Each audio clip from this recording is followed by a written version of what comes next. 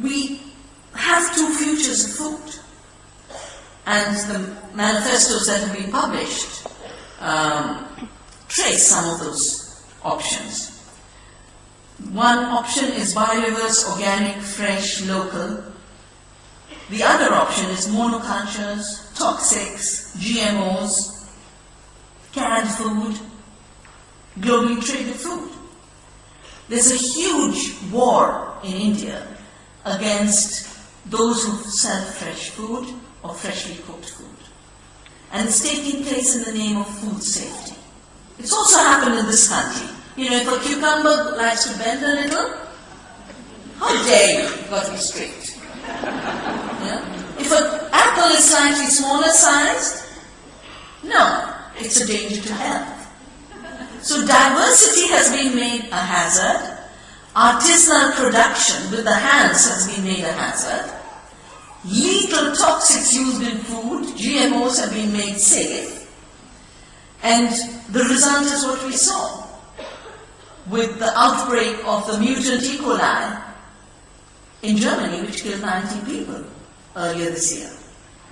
Every second year, and there was an outbreak of a new problem in Cargill's meat plants in the United States, and they had to withdraw all the meat.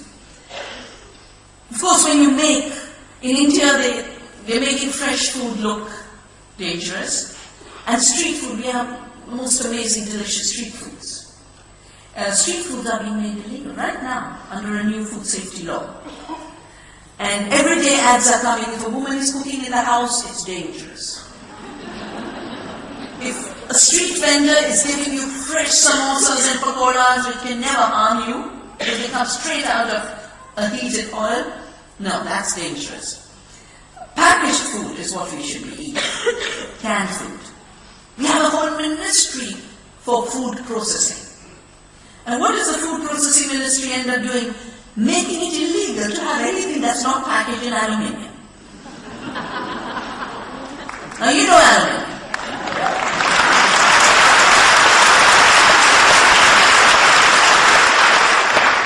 So you are told and we are told that we need more aluminium plants because we need more aluminium.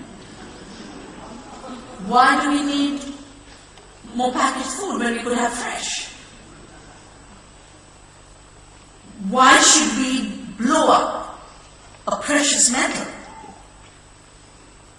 I'm carrying in my purse, I won't bother to take it out, but my hotel room has this coffee where every individual serving of coffee comes in aluminium.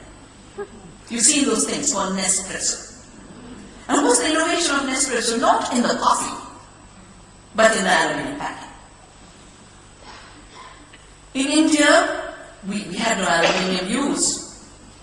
It's being pushed on us a little bit. 1 kilogram per capita is our aluminium use, thank goodness. But the aluminium industry is saying that's too little, we are not advanced enough. So we must get more smelters, and we must buy more bauxite. You, of course, have done tremendously well. You are one of the highest aluminium, what was it here? 900 kilograms per capita. What a claim to fame!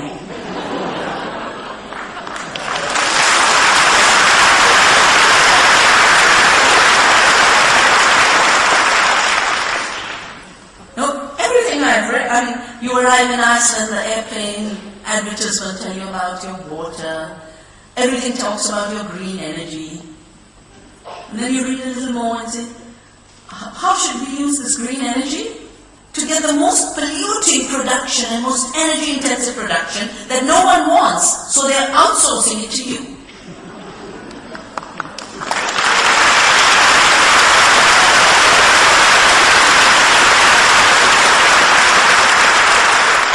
But of course you don't have, you're not mining the bauxite, you're importing the bauxite and exporting the aluminium.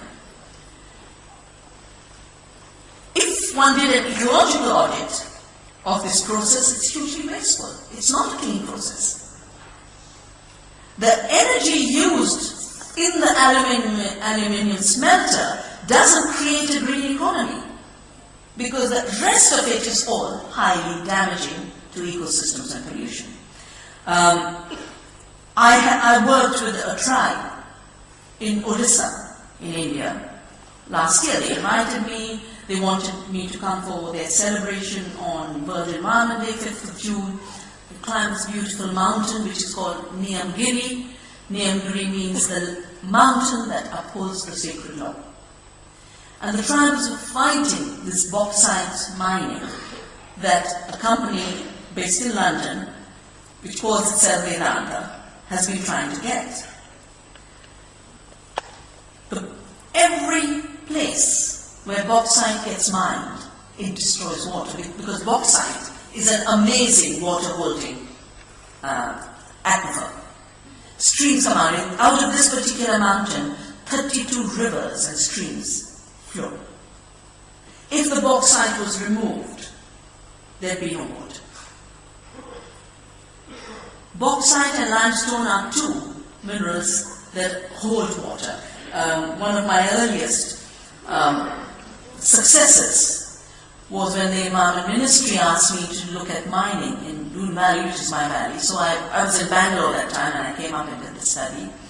And we found that if the water producing capacity of that limestone had to be built artificially, we would need 200 billion rupees of investment. So nature is producing services by keeping forests in the mountains. My first involvement in an ecological movement was Chipko, where women came out in my region and said, we're going to hug the trees, you'll have to kill us before you kill the trees. The entire chain, the aluminium chain, is legal from the mining to the end when you throw away that Coca-Cola can. I mean, Coca-Cola was inside and outside its both toys.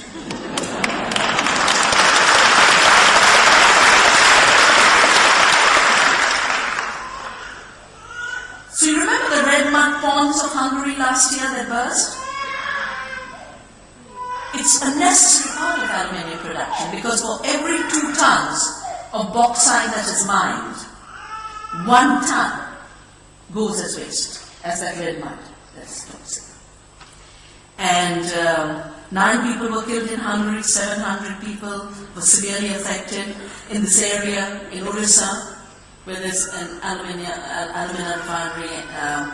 The red mud, and you need to constantly have your red mud ponds. If you do 1 million tons of processing, you need 1 million tons of waste.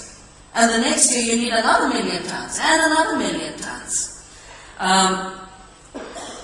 For every ton of aluminium processing, 12,000 tons of water are used every year. And I don't think that's what the water of Iceland is asking for. If you only ask the water.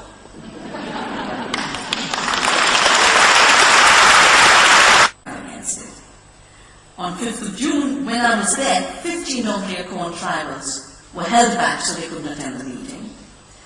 On 27th of March last year, Surin Maji was a leader, a local leader, was deliberately run over by a truck. And last year, when the community said, please do something in Delhi so that the parliament can support us and know our plight, we organized a conference, and I get a call in the middle of the night to say the tribals who were trying to board the train, get onto a jeep to board the train, had been kidnapped and arrested. So, bauxite mining anywhere in the world is creating violence against the earth and violence against people. Thank goodness our alliances were strong enough to stop the mining of bauxite in Niyamgiri. But worldwide, we need to leave the bauxite in the mountains.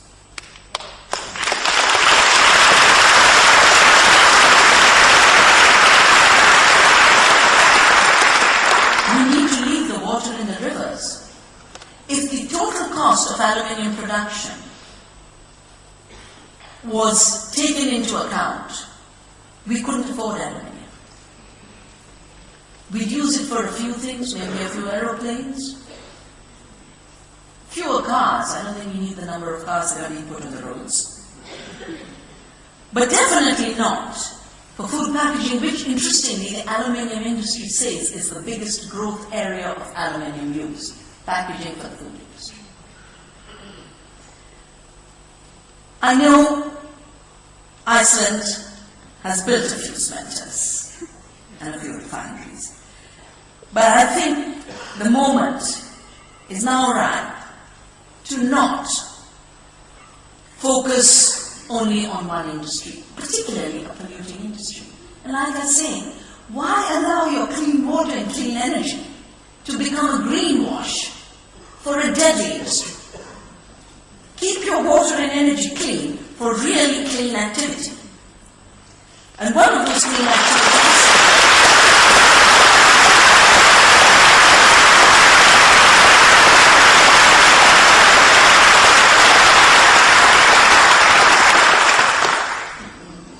the hotel where I was staying across the road, and just as I was coming out, there was this bunch of people talking. I could figure out it was Indonesians. I said, "Are you from Indonesia?" "Yes, we've come for a holiday. We have a 10-day holiday because of Ramzan and Eid, and we've come." I mean, why are people coming? Do they all want to go visit aluminium smelters? Or are they coming for your glaciers and your rivers and your salts?